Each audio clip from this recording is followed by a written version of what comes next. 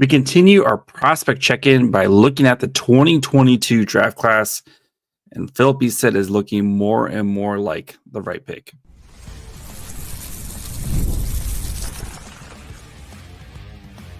You're Locked On Sharks, your daily podcast on the San Jose Sharks, part of the Locked On Podcast Network, your team every day.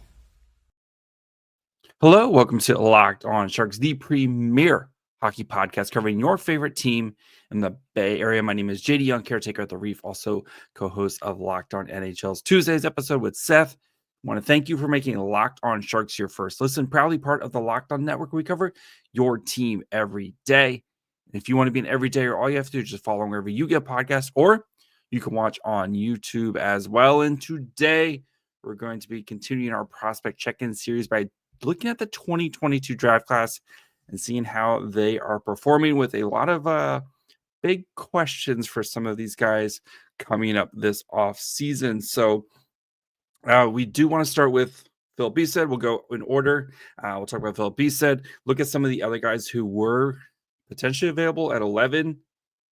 Some of the guys I know the Sharks were interested in, just kind of compare how that 2022 draft class in the first round, some of those picks are looking right now. Then we'll talk about like Cam Lund, Mattias Hävelid, who both have kind of big questions going into this upcoming offseason and what their future looks like, and if anybody in the late rounds are going to pop. So let's get started by first a nice overview of the 2022 draft class for the San Jose Sharks, which of course was Mike Grier's first draft class-ish, as he was hired like 20 minutes before the draft happened. So this was the Doug Wilson Jr. / Mike Grier kind of drafting together. And it's interesting to see, I think, especially over the last two drafts. Granted, the Sharks have had much better picks, but just kind of the tendency Mike Grier has had compared to what we've seen from from Doug Wilson. So just interesting. Not saying one is right or one is wrong. Just you see that Mike Grier is especially gone for kind of bigger body players. You look at like Quentin Musty and Kasper Holttunen and like some of these kind of bigger forwards, even on the blue line, kind of bigger forwards for the Sharks compared to what we've seen in the past. But just as a reminder though, so first round pick, 27th overall, the Sharks drafted Filip Bystedt. Second round pick, Cameron Lund, was 34th overall. 45th overall, Mattias Hävelid. Michael Fisher, the defenseman, 76 overall. Mason Beaupitt, 108, fourth round pick. The goalie, Jake Furlong in the fifth at 140. Joey Modoni, 172. Eli Barnett, 195. And then Reese Laubach, the hometown kid, at 217. Only Mason Beaupitt is not with the San Jose Sharks at this moment. Everybody else is still Sharks property. It does help with a lot of these guys being in college, right? Lund went the college route, Michael Fisher college route, Joey Modoni, Eli Barnett, Reese Laubach, all college route, and then Filip Bystedt and Mattias Hävelid, both European players. So it definitely helps your ability to kind of hang on to guys when you're picking those guys who not CHL guys who have to be signed in 2 years. So let's start by talking about Filip Bystedt, who was the first round pick. As a reminder, the Sharks entered the draft at 11. Draft day trade, they traded back with Arizona. They picked up number 27 and then 34 and 45, which ended up being Lund and Havelid. So let's start with Filip Bystedt. Bystedt this year playing in his first full season in the AHL. Has 26 games, 7 goals, 10 assists with 60 shots on goal. Bystedt last year, of course, had a huge start after his finished his SHL season. Came over, played a handful of games, scored a bunch of goals, and looked like, okay, like this is could be something special here. And the scoring hasn't been as consistent as it was last year, which is fine. But I think you've seen Bystedt's game grow so much more this year. And, anybody who's heard me talk about Bystedt playing in North America, I think his game suits the North American ice way more than what we saw in the SHL because of his size, his frame, and his ability to kind of play in close quarters. And what the Barracuda are doing is very similar to what they did with William Eklund, where they gave Eklund playing, top 6 minutes. You're going to play on the power play. You're going to play on the penalty kill. You're going to play in all situations to really round out your game.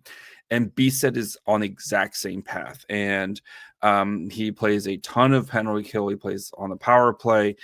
He kind of the net front presence. He's playing second line minutes behind Andrew Podorowski. He's the first line center, of course, because Podorowski is one of the best centers in the AHL. But really nice slot for him for Bystedt to kind of play those second line minutes. You have really good talent, right? If it's not Bordeleau, you're getting Gushin, like you're getting, like really solid players to play with, and you're playing, like with Ethan Cardwell, and you're playing the penalty kill. And I think the penalty kill is one of the things I'm most impressed with Bystedt, especially with him and Cardwell, where it feels like when those guys are playing, it's at least once a game where one of those two are springing a shorthanded chance. And not to say like you're going to get those same results in the NHL, but it's good to see like that his ability to recognize, diagnose, and attack shorthanded and create these opportunities. Because if you think about it, right, Bystedt is probably going to be most likely the third line center for the Sharks, right? If Macklin Celebrini continues to be Macklin Celebrini, is going to be the first line center. Will Smith ends up being your second line center long term, or if you get a James Hagan and you feel like Bystedt's if everything kind of goes to plan, Bystedt's probably going to be your third line center. And if he's your third line center, that is awesome. Like that he is like could be potentially one of the best third line centers in the NHL if he continues to develop and pan out, because of one, he's going to have top 6 skills, but he's also going to be able to play all these situations that you want your third line center, so that way you can take a little less responsibility off Celebrini and less responsibility off Will Smith and off your top 6 guys. So I think the Sharks are doing a really nice job of kind of getting him prepared for what his eventual role will be for the San Jose Sharks. He still needs to continue working on his consistency. And I think the scoring touch, he's had a lot of opportunities, I think, to score that he probably would like to score. And that I think will just continue to grow and develop for him. And a lot of people are kind of questioning, well, when do we see him in the NHL? Again, I think he's on the Eklund plan where he's going to spend this season with the Barracuda, but don't be surprised if he gets his NHL debut, especially after the trade deadline, where they give him that taste and be like, okay, here you go. This is what it's like. That way you go into the offseason, you know exactly what you got to train for, and then he'll be battling for a position next season. Might be a little bit tough, especially with like some Alex Wenberg and some of the other additions. Maybe if Granlund gets traded, Wenberg becomes your 2C, and then Bystedt can kind of slide into your 3C. Phil Smith slides in your that's a conversation for a different day, but still. And then going to next year, he might start the season with the Barracuda and then kind of become a full-time NHL player, maybe like midway through the season, or maybe he makes it out of camp. So interesting, though, to kind of look at some of the other picks in that draft. We know the Sharks really coveted Matthew Savoy, who was picked by the Sabres at 9. Was traded, of course, to the Edmonton Oilers. Savoy has had a nice, been playing pretty well with the Bakersfield Condors, but just kind of interesting that they already, I don't want to say gave up, but they utilized that asset to go do something else. Connor Geekie, who was picked with the 11th pick by the Arizona Coyotes, of course, not with the Coyotes anymore, or with Utah, as he was traded to Tampa this offseason as they got their defenseman. The one kind of guy, of course, anybody who is a big fan, a long time Locked On Sharks listener, Brad Lambert, who was the guy I really, really wanted the Sharks to pick. Of course, he got picked number 30th overall by the Winnipeg Jets, so he was still there when the Sharks picked 27th. He has been outstanding in the AHL, has made his NHL debut already. In the AHL this year, like he's, numbers are actually kind of close to Bysted's. In 23 games, he's got 3 goals, 9 assists, 12 points. Last year, he had a much better season with 64 points, or 60 in 64 games. He had 20 goals, 34 assists, 55 points. So, again, we'll see how these guys are kind of panning out, but Bystedt does look like the right pick and kind of where what the Sharks are going to probably need him for. I think we're going to be happy with Filip Bystedt and with his development, his role with the San Jose Sharks. So we'll continue to look at the rest of the 2022 draft. We got 2 big question marks here in Cam Lund and Mattias Hävelid, especially kind of what their future looks like. And especially, both these guys do have some kind of question marks of this offseason of what happens next year and kind of projecting where they go. So we'll get into that here in just 1 second. Did Rocket Money help you find any subscriptions you forgot about or that you weren't paying for twice? That definitely happened to me. My wife downloaded it, realized we had a bunch of subscriptions that we signed up for and just forgot about. So we were able to cancel them, and Rocket Money made it easy to track them down. It's like having a personal assistant for your finances. Rocket Money is a personal finance app, helps you find and cancel your unwanted subscriptions, monitors your spending, and helps lower your bills so you can grow your savings. It brings everything together in one place, whether it's subscriptions, your spending habits, or even the goals you want to hit this year. Rocket Money has over 5 million users and has saved you a total of $500 million in cancellation subscriptions, saving members up to $740 a year when using all the app's premium features. So cancel your unwanted subscriptions and reach your financial goals faster with Rocket Money. Go to rocketmoney.com/lockedon today. That's rocketmoney.com/lockedon, rocketmoney.com/lockedon. All right, let's continue looking at this draft here with Cam Lund. So Cam Lund playing in Northeastern in the NCAA. This year having a very nice season. 17 games, has 9 goals, 11 assists, 81 shots on goal. Watching Cam Lund, he's very, like, you see the skill. He oozes the skill.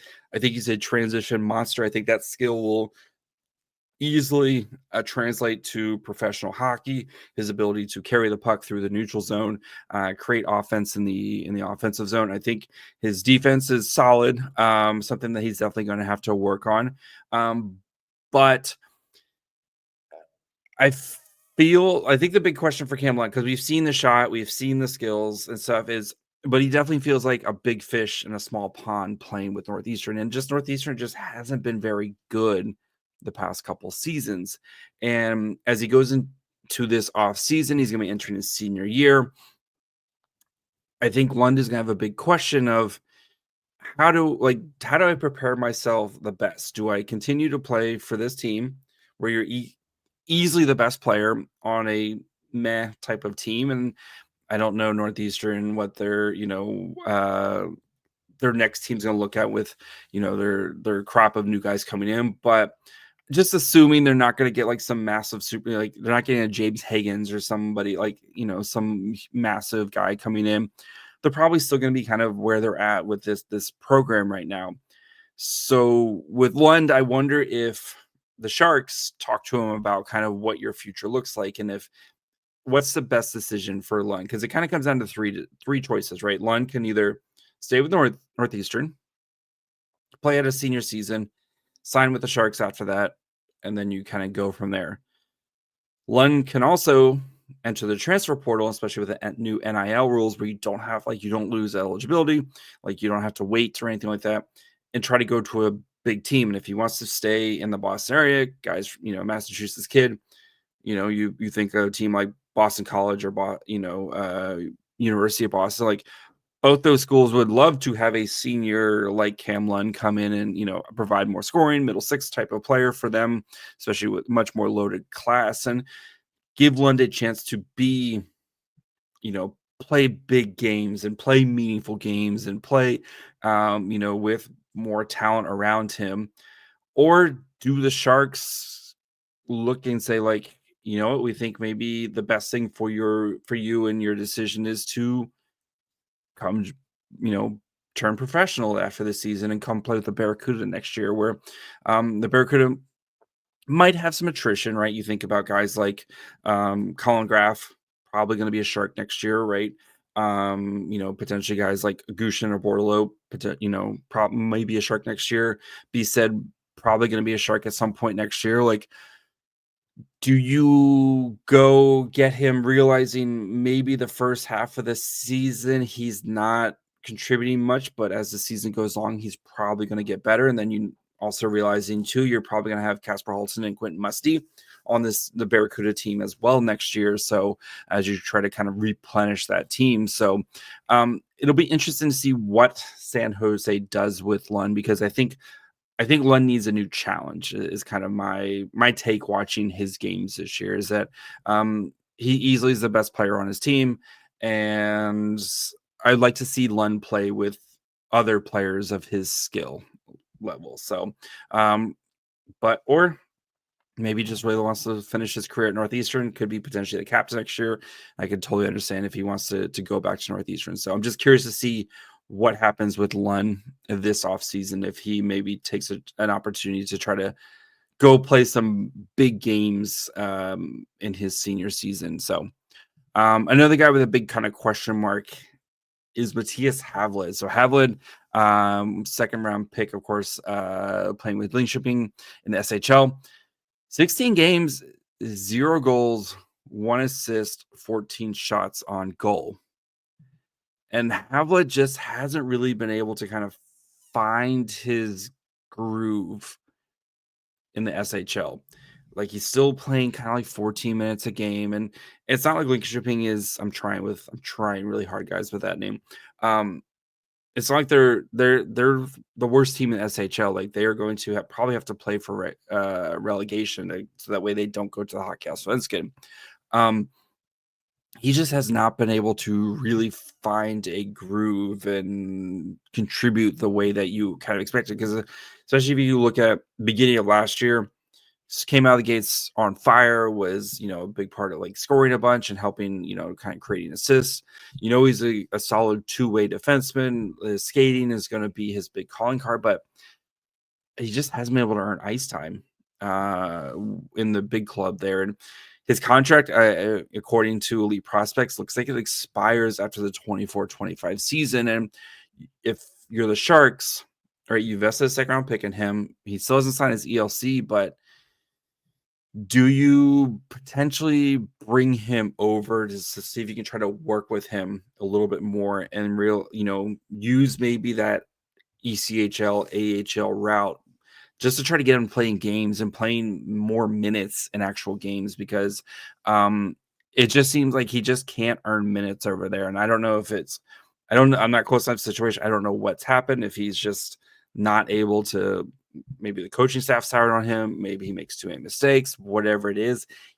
It's just frustrating where a guy just kind of not given, or he's just not able to kind of earn more minutes. And that's what he needs right now, is to just be able to play more minutes, because playing 14 minutes a night in the SHL right now, and it's he said he had a frustrating year last year. Seems like he's having a frustrating this year. I know he dealt with a little bit of an injury beginning of the season that kept him out for a couple of weeks, but like, I'm curious to see how the Sharks handle his development, and if maybe both parties are kind of ready to do something new here to try to kind of kickstart his career. Because I still believe in him. I still think he has an opportunity to kind of turn into a solid defenseman, but it's getting a little late here for him. So quickly before we kind of jump into kind of some of the late round guys, Michael Fisher. So third round pick. He's been an interesting guy because of when the Sharks drafted him, he was such a raw prospect, and then blew out his knee kind of the year after his draft. So, or actually, I think it was, if I recall correctly, it was actually during rookie showcase and stuff, like the rookie tournament and all that stuff. I think he hurt his knee, but last year he played with Northeastern and NCAA. This year he went back to the he went to the BCHL, which is kind of the Canadian version of the USH, or I guess not even the USH. It's kind of like one of those feeder systems into college. Another 2022 draft pick, Eli Barnett, came through the BCHL.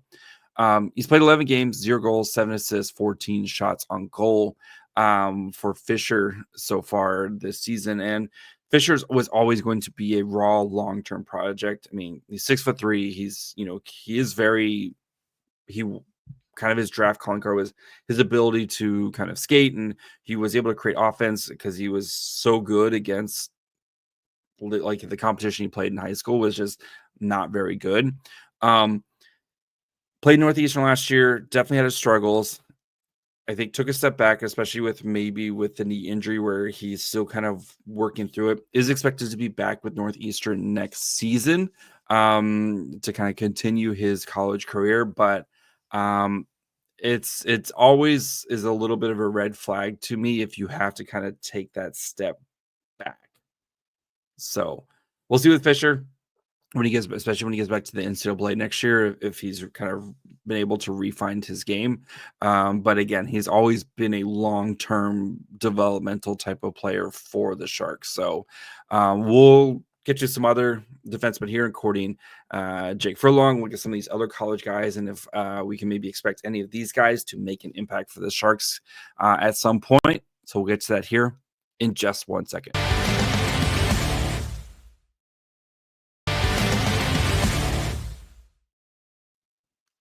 All right, before we finish up, of course want to thank you guys for making Locked On Sharks your first listen. Again, probably part of the Locked On Network. We cover your team every day. For your second listen, go check out one of the other shows, including Locked On Fantasy Hockey. If your fantasy hockey team needs some help, who to start, who to sit, who to add, who to drop, all that good stuff, they've got you covered over there. Or check out one of the other shows here in the Bay Area. You got Locked On Niners, Locked On Warriors, Locked On A's, Locked On Giants. It's a factory of sadness in Bay Area sports right now, but they still got you covered every day for all your team needs. Again, here at Locked On, where we cover your team every day. All right, Jake Furlong, who quickly is becoming a favorite of mine. So Furlong, 5th-round pick, played in the Q, first year drafted out of the Q with Halifax, first year playing professional hockey this year. 24 games, has a goal, 4 assists with 21 shots on goal for the Barracuda, but his role much different than like a Luca Cagnoni. Furlong is going to be a defensive defenseman, and it's really interesting to see, especially with his role, even with Halifax, like his first kind of year or so, he was played a lot of more offensively, kind of generating offense.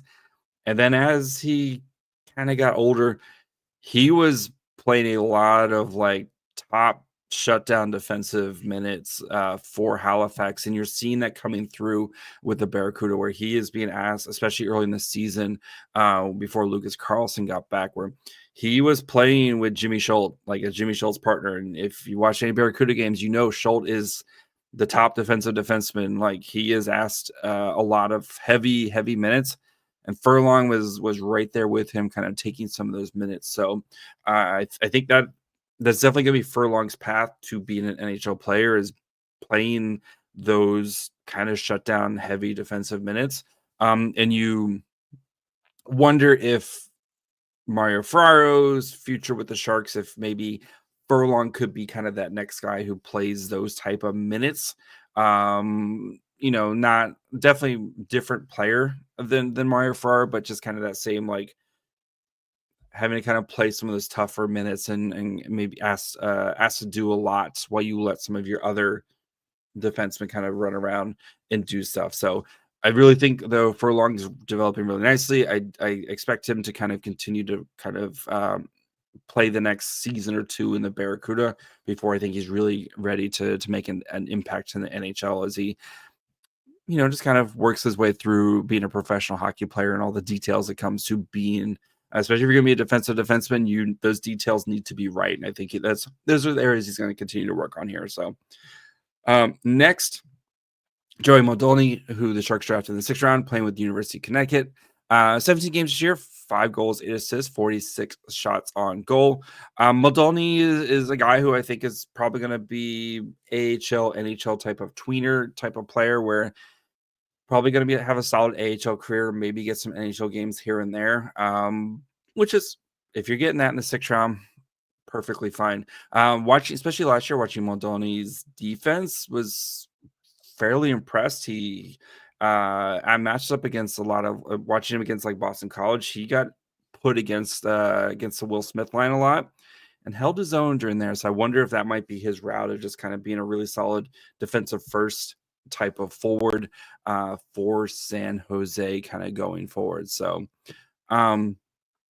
Eli Barnett, another guy who went through the BCHL route, has played 8 games this year with the University of Vermont, 6 shots on goal. Big defensive defenseman first, so you're not going to see much offense out of him.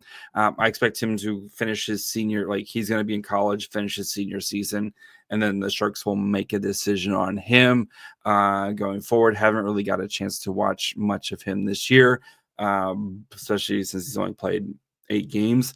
But I think that's kind of the role for him is big defense, shut things down type of players. So last but not least, the hometown kid, Reese Laubach, 7th round pick, playing with Penn State, 16 games, 8 goals, 7 assists, 49 shots on goal.